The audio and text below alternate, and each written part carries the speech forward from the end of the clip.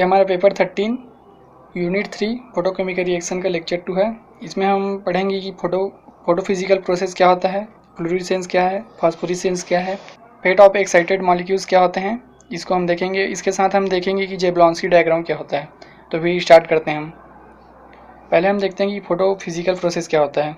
Photophysical process को मैं दो पार्ट में बांट सकता हूँ। पहला हमारा होगा फ्लोरेसेंस और दूसरा होगा हमारा फास्फोरेसेंस। पहले हम इसका इंट्रो देख लेते हैं। ये हमारा फोटोफिजिकल प्रोसेस का इंट्रो है। जनरली एटम्स और molecule go to excited state by the absorption of suitable radiation. If the absorbed radiation is not used to cause a chemical reaction, it will be emitted as light of longer wavelength. This process is called photophysical process. यदि हमारे पास कोई molecule है, suppose ये मेरे पास एक molecule है, इसको मैं एक रेडिएशन दिया हूँ जिससे क्या हो रहा है, एक्साइटेड स्टेट पर जा रहा है।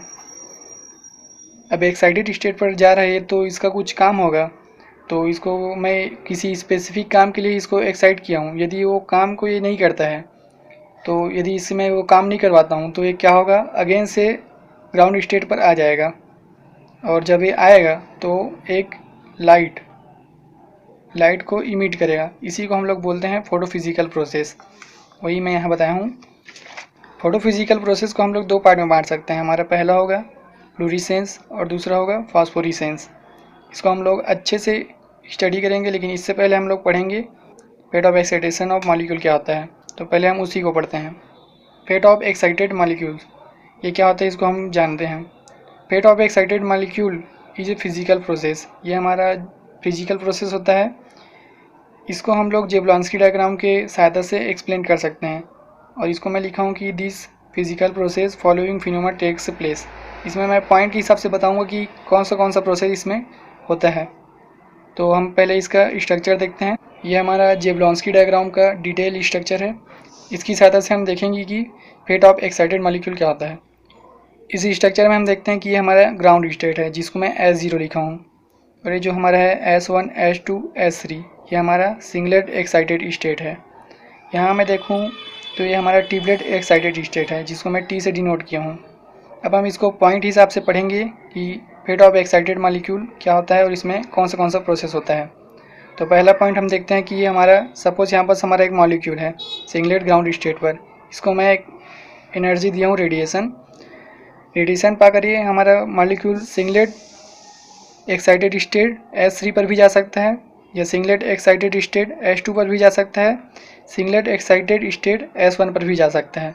मतलब एनर्जी मिलने के बाद मॉलिक्यूल हमारा किसी भी सिंगलेट एक्साइटेड स्टेट पर जा सकता है। अब ये हमारा मॉलिक्यूल यहाँ से एनर्जी लिया और सपोज़ यहाँ S3 स्टेट पर चला गया। अब यहाँ जाने के बाद कोई और मॉलिक्यूल्स होंगे इन्वायरमेंट में, उससे टकराएगा और एनर्जी रिलीज़ कर देगा। उसको हम लोग बोलेंगे एनर्जी कैस्केड। यहाँ लिख देता हूँ।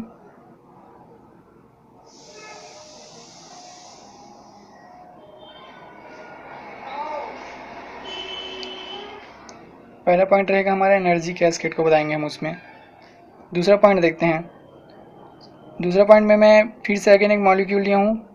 यदि वो मॉलिक्यूल एनर्जी एब्जॉर्ब करता है, एनर्जी एब्जॉर्ब करके वो कहाँ जाएगा, सिंगलेट एक्साइटेड स्टेट पर। ये हमारे सिंगलेट एक्साइटेड स्टेट पर चला गया। अब जब मॉलिक्यूल्स को हम कोई काम मतलब उससे नहीं करवा रहे हैं, तो अगेन रिटर्न अपने कहाँ आएगा, ग्राउंड स्टेट पर। तो ग्राउंड स्टेट पर ये आ रहा है मॉलिक्यूल, इसको हम लोग बोलेंगे इंटर कन्वर्जन। जब ये ग्राउंड स्टेट पर आएगा तो यहाँ से हीट रिलीज करेगा, तो यही प्रोसेस हमारा कहलाएगा इंटर कन्वर्जन। ये हमारा दूसरा पॉइंट हुआ। अब हम तीसरा पॉइंट देखते हैं। तीसरा पॉइंट में हम लोग देखते हैं कि हमारे पास एक मॉलिक्यूल है जिसको हम लोग एनर्जी दी है, वो सिंगलेट ग्राउंड स्टेट से सिंगलेट एक्साइटेड स्टेट पर जा रहा है। अब यहाँ से जाने के बाद सिंगलेट ग्राउंड स्टेट से एक्साइटेड स्टेट पर चला गया मॉलिक्यूल। अब यहाँ जाने के बाद वो मॉलिक्यूल अगेन ग्राउंड स्टेट पर आ रहा है और इस बार वो क्या कर रहा है, एनर्जी रिलीज कर रहा है लाइट के फॉर्म में। तो उसको हम लोग बोलेंगे फ्लोरेसेंस। ये दोनों एक जैसा ही है, लेकिन यहाँ हमारा एनर्जी रिलीज होता है हीट के फॉर्म में और फ्लोरेसेंस में रिलीज होता है लाइट के फॉर्म में। और हमारा मॉलिक्यूल 10⁻⁻8 सेकेंड के बाद रिटर्न आ जाता है फ्लोरेसेंस के केस में। अब हम हमारा चौथा पॉइंट देखते हैं। मॉलिक्यूल यहाँ से ग्राउंड स्टेट से एनर्जी एब्जॉर्ब किया और हमारा एक्साइटेड स्टेट पर चला गया, सिंगलेट एक्साइटेड स्टेट पर। अब वो सिंगलेट एक्साइटेड स्टेट से हमारा कहाँ जा रहे हो? ट्रिपलेट एक्साइटेड स्टेट पर यहाँ जा रहे हैं। इसको हम लोग बोलेंगे IFC, inter system conversion. Inter system conversion बोलेंगे इसको हम लोग। इसको हम लोग एक प्रकार से और डिफाइन कर सकते हैं कि जब मॉलिक्यूल ट्रिपलेट एक्साइटेड स्टेट से, ट्रिपलेट एक्साइटेड स्टेट है ये हमारा, ट्रिपलेट एक्साइटेड स्टेट से हमारा सिंगलेट ग्राउंड स्टेट पर S0 पर, T से हमारा S0 पर आएगा और एक हीट के फॉर्म में एनर्जी रिलीज करेगा, उसको हम लोग बोलेंगे ISC, इंटर सिस्टम कन्वर्जन। ये हमारा छठवां पॉइंट होगा फास्फोरेसेंस। फास्फोरेसेंस में क्या होता है, हमारा मॉलिक्यूल एनर्जी अब्जॉर्ब करता है और सिंगलेट एक्साइटेड स्टेट पर जाता है। वहाँ से ये हमारा ISC, इंटर सिस्टम कन्वर्जन होता है और ट्रिपलेट एक्साइटेड स्टेट पर आ जाता है। अब ट्रिपलेट एक्साइटेड स्टेट से मॉलिक्यूल अगेन ग्राउंड स्टेट पर आएगा और इस बार वो एनर्जी रिलीज करेगा लाइट के फॉर्म में, उसको हम लोग बोलेंगे फास्फोरेसेंस। ये दोनों एक जैसा है। इसमें हमारा क्या हो रहा था, हीट के फॉर्म में एनर्जी रिलीज हो रहा था, इसमें हमारा फास्फोरेसेंस में लाइट के फॉर्म में एनर्जी रिलीज हो रहा है। सेम यहाँ भी था, फ्लोरेसेंस में हमारा लाइट के फॉर्म में एनर्जी रिलीज हुआ और यहाँ से हमारा हीट के फॉर्म में एनर्जी रिलीज हुआ। अब हम देखते हैं कि फ्लोरेसेंस और फास्फोरेसेंस को हम अलग अलग कैसे बता सकते हैं। पहले हम देखते हैं फ्लोरेसेंस। फ्लोरेसेंस में क्या हुआ था हमारा, ये हमारा ग्राउंड स्टेट था S0 और हमारे पास सिंगलेट एक्साइटेड स्टेट थे ऐसे, जिसको हम लोग S1, S2 और S3 से डिनोट किए थे। अब मैं मॉलिक्यूल्स को एनर्जी देता हूँ तो एनर्जी अब्जॉर्ब करके सिंगलेट एक्साइटेड स्टेट पर चला जाता है, कोई भी स्टेट पर चला जाएगा एनर्जी के अकॉर्डिंग। अब जब ये मॉलिक्यूल यहाँ से अगेन S0 स्टेट पर, ग्राउंड स्टेट पर आता है तो यहाँ से एनर्जी रिलीज़ करता है, कौन से फॉर्म में, लाइट के फॉर्म में। तो इसी को हम लोग बोलते हैं फ्लोरेसेंस। इसका टाइमिंग होता है 10⁻⁻8 सेकेंड। अब हम फास्फोरेसेंस देखते हैं। फास्फोरेसेंस में क्या होता है, हमारा ग्राउंड स्टेट रहेगा, ग्राउंड स्टेट के बाद हम बनाते हैं S1, S2, S3। ये हमारा सिंगलेट एक्साइटेड स्टेट है और जस्ट इसके यहाँ पास बना देते हैं ट्रिपलेट स्टेट। ये हमारा ट्रिपलेट एक्साइटेड स्टेट है। अब मॉलिक्यूल्स हमारा एनर्जी एब्जॉर्ब किया और सिंगलेट एक्साइटेड स्टेट पर गया। अब यहाँ से ISC, इंटर सिस्टम कन्वर्जन हुआ और मॉलिक्यूल हमारा ट्रिपलेट एक्साइटेड स्टेट पर आ गया। अब यहाँ से मॉलिक्यूल अगेन S0 स्टेट पर आता है, S0 स्टेट पर आता है और कौन से फॉर्म में एनर्जी रिलीज करते हैं, लाइट के फॉर्म में। तो इसी का हम लोग बोलेंगे फास्फोरेसेंस। इसका टाइमिंग क्या रहता है, 10⁻⁻5 सेकेंड।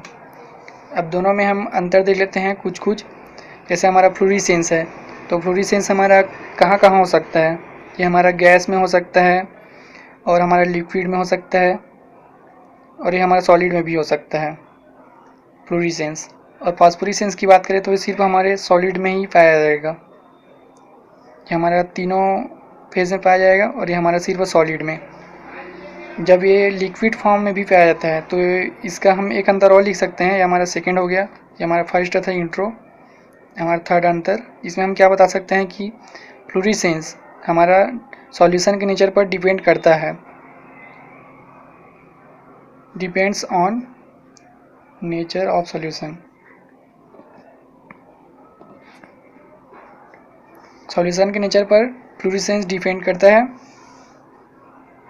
फास्फोरेसेंस के देखिए तो ये हमारे सॉल्यूशन के नेचर पर डिपेंड नहीं करेगा, क्योंकि ये सॉल्यूशन में पाया ही नहीं जाता, ओनली किस में पाया जाता है, सॉलिड में। इस यूनिट का आपको कंप्लीट नोट्स हमारे चैनल कॉम्पास में आपको मिल जाएगा, इसका कंप्लीट नोट्स। इसके लिए आपको जो स्क्रीन में शो रहा है नंबर, उस पर मैसेज करना है। तो आज के लिए इतना ही था, टेक स्क्रीनशॉट।